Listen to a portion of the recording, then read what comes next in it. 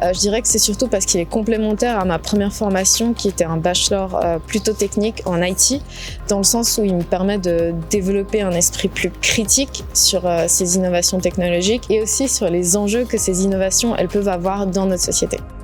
Ce qui m'a vraiment séduite dans ce master, c'est le fait qu'il soit interfacultaire.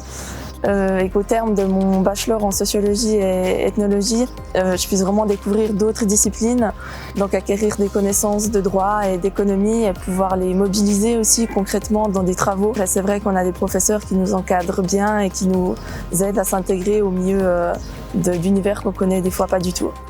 Alors ce que le master m'apporte, c'est non seulement un point de vue business, mais également une analyse sous l'angle du droit et des sciences sociales, ce qui permet d'aborder l'innovation de manière générale.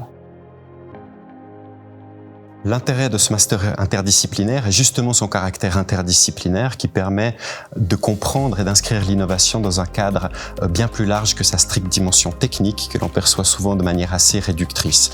Je crois que l'innovation est en train de devenir un vrai métier ou des vrais métiers. Il faut se doter de vraies compétences et de vrais outils. Alors ce master contribue à amener ces compétences et ces outils. Ça permet d'avoir une bonne base solide de connaissances et de compétences et ça la double de l'ouverture d'esprit qui est indispensable pour pouvoir travailler dans un contexte qui nous amène à être en perpétuelle interaction avec des gens, que ce soit en Suisse ou à l'étranger. Je vois de nombreux débouchés pour les futurs diplômés de ce master en innovation, que ce soit dans des centres de recherche, dans des entreprises et dans des organisations pour nous permettre à nous aussi de mieux concevoir notre action et en mesurer les impacts. Donc je crois que les débouchés sont nombreux, sont de toute évidence liés au top management de ces organisations. On nous prédit des carrières professionnelles qui vont nous obliger à changer 5, 6, 7 fois le travail tout au long de la vie et ceux qui ont acquis des compétences qui dépassent un secteur d'activité mais qui leur permettent d'avoir une vision d'ensemble, qui développent aussi ce qu'on appelle les soft skills, c'est-à-dire les compétences sociales indispensables, eh bien ceux-là sont ceux qui seront les mieux armés. Pour moi, l'innovation, c'est avant tout un état d'esprit proactif et créatif.